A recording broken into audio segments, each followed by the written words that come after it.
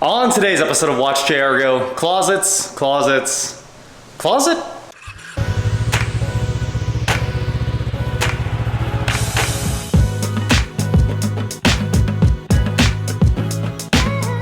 What is going on, guys? I am WatchJRGo, and today, like I said, I am here at the new house working on the closet. Why? Because it's just something, well, the reality is because it's the easiest thing to get done.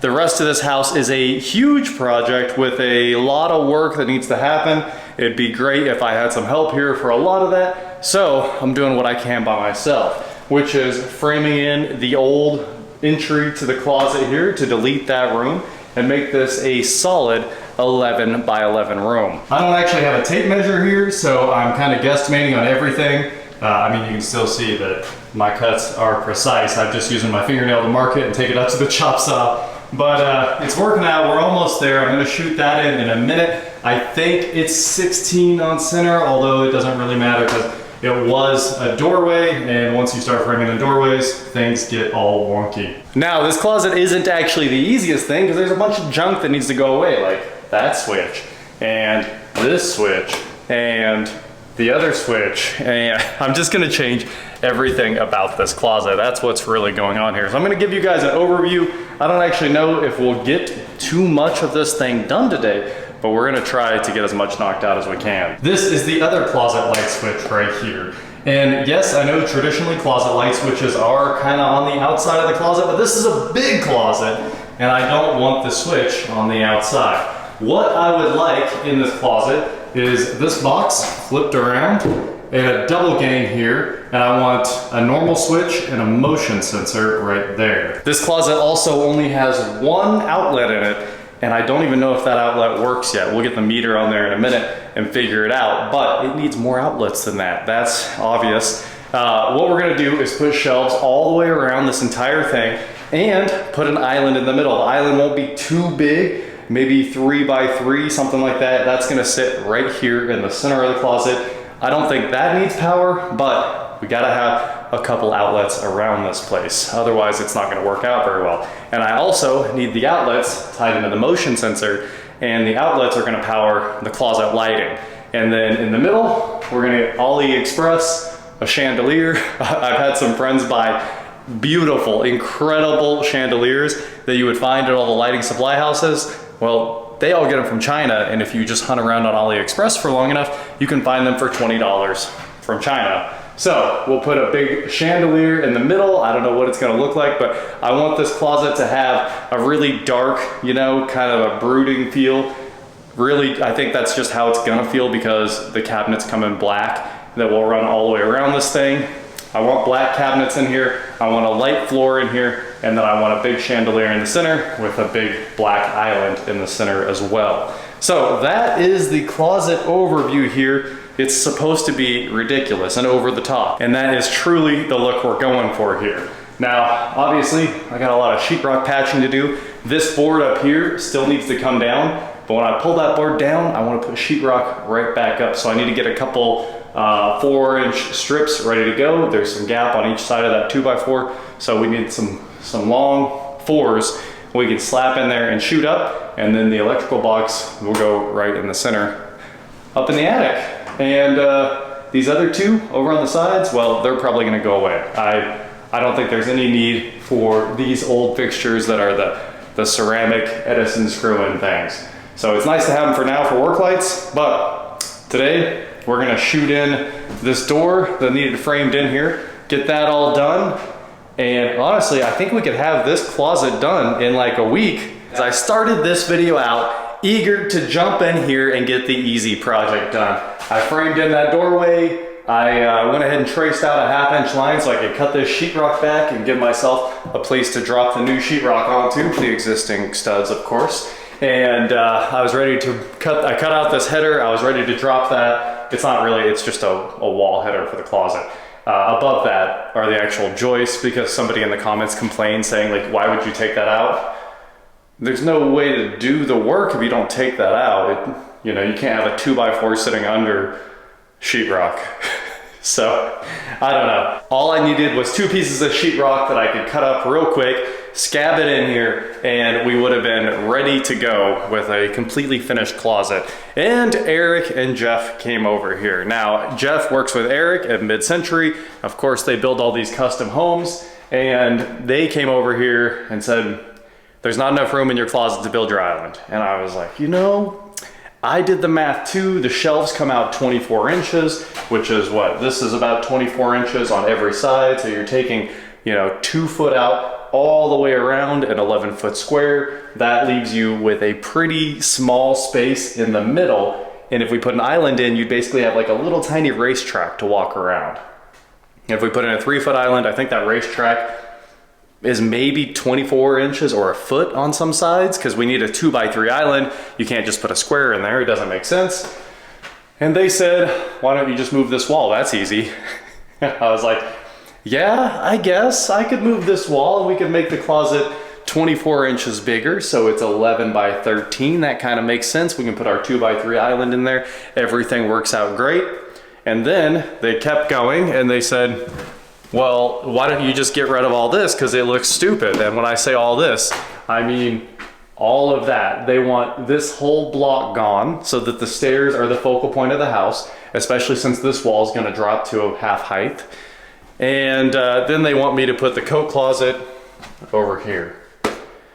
And like, I guess all of this over would be the coat closet. It would be pretty deep, because that gives me all of this storage back, and it gives me, you know, just a bunch of other storage that would be eliminated. So now, here I am. I was on a budget. I was getting things done. I had a great idea of where we were going, and they came over here and said, why don't you just spend $1 million? And I was like, you're not wrong. You're not wrong. So what we're doing right now is kind of waiting on Jeff. The closet went on hold. The lights are here for it. The speakers are here for it. You know, because I actually have all the speakers for the whole house. I'm going to do Sonos amps again. I was building the super nice custom house on the cheap. We were just going to throw down luxury vinyl after all the sheetrock work was done and we got the texture off the ceiling.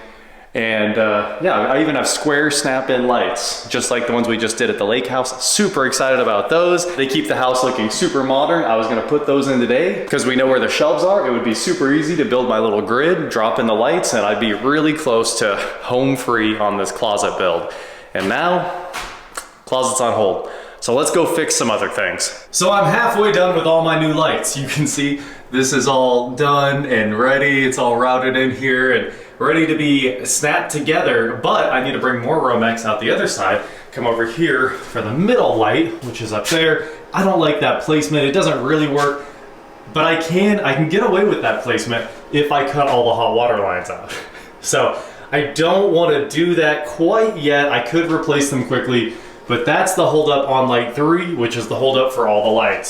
So one, you know, dumb problem there. This one, I just temporaried it in with a Widowmaker and plugged it into the outlet. So I can work over here. Now over here, I cleaned a lot of this up. I know it doesn't look like anything's been cleaned up, but I can't tell you how much junk I've already cut out of here. And there's more to go. There is more cutting to do.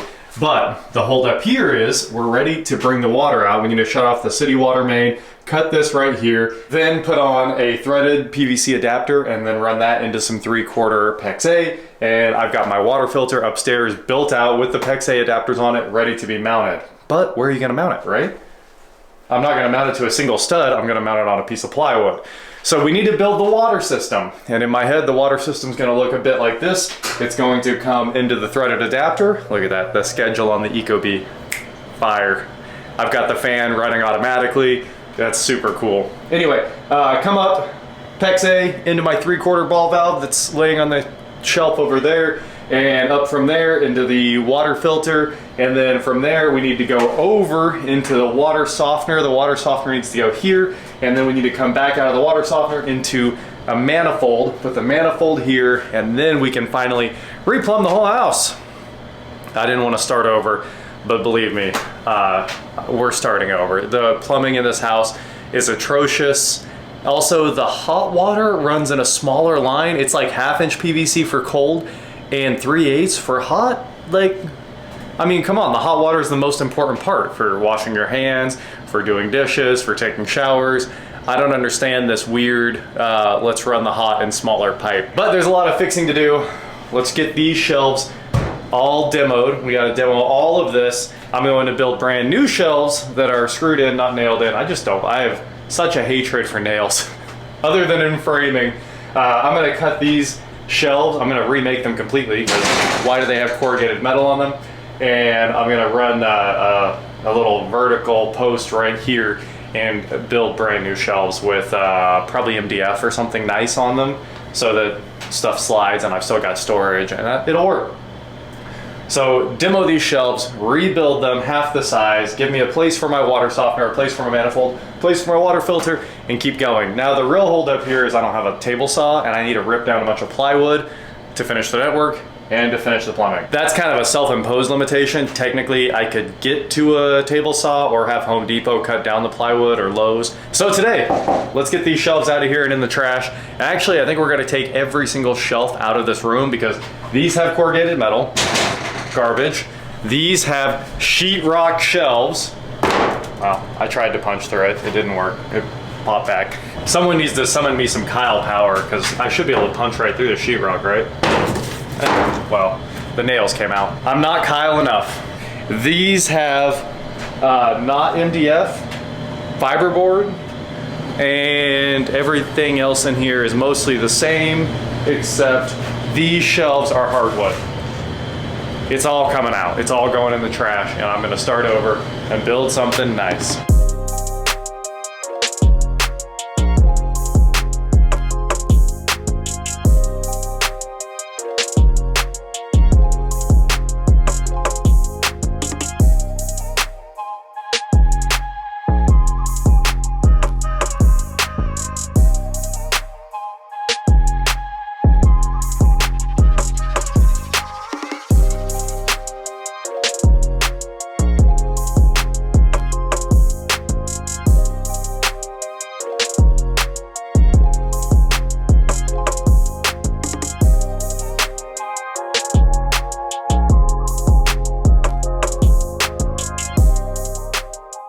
Hey, that's better. No more shelving in the way.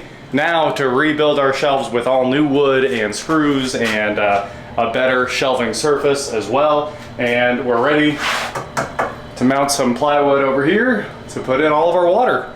This place is gonna be set up properly after I get it organized. Ooh, I just went to pick up the plywood to get the water going downstairs. Here's the water filter and everything, right? The square wafer lights, the snap-in squares for the closet, those are gonna look sick in the ceiling.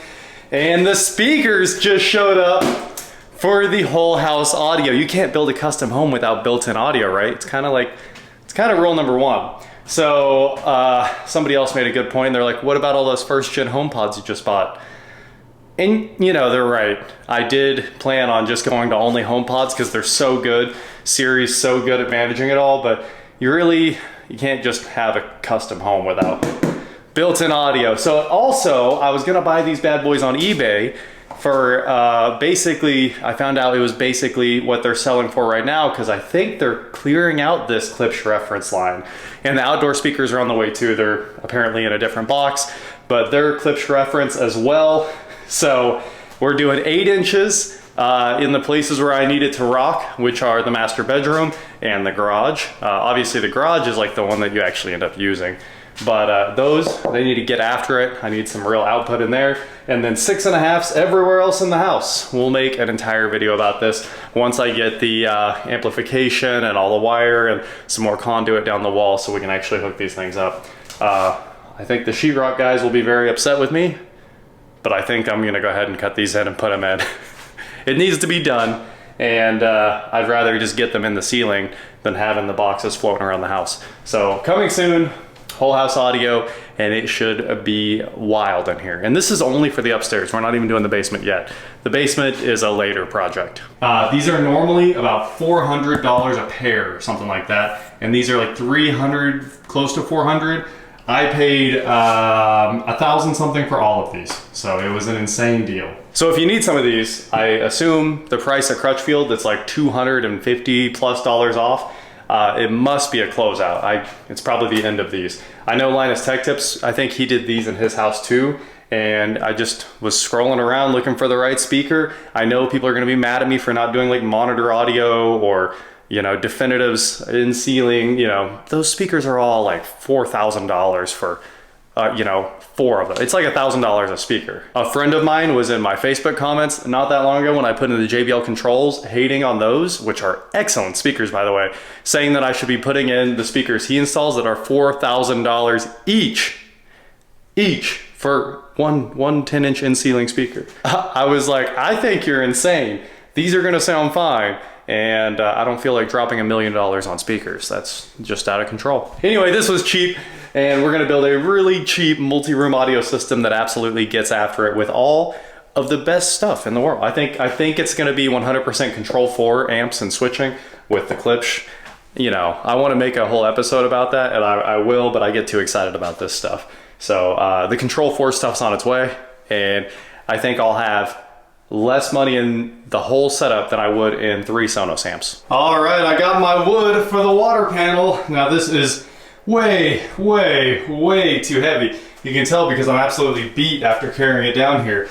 But this is 5 ply, like 3/4 inch. I wanted half, but all the half at Lowe's was torn up garbage today. So I just kept looking and the choices were either go with a fully veneered sheet for $90 or do the old Plytanium that's too heavy for $33. You know I took the $33 route because this is good stuff. It's house sheeting, and first of all, the name Plytanium is the greatest name in the history of Earth. Georgia Pacific, whoever came up with that name, just go give them like a $20,000 bonus for naming this Plytanium. Anyway, I'm gonna move that Ethernet cable right there and get this thing landed on these studs where it belongs, and we'll be ready to start cutting our water off and laying out our water panel. I probably should have bought 2 sheets of this and put one here and one here.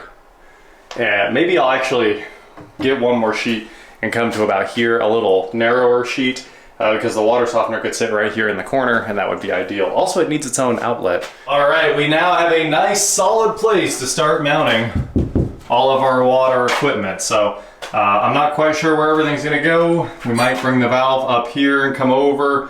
I might put the water filter down low. I did leave myself a nice gap off the floor in case there's ever any water issues.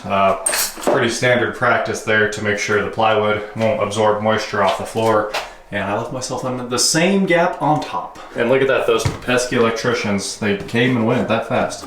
How did that happen? How did they get power there in only a matter of minutes? I don't know.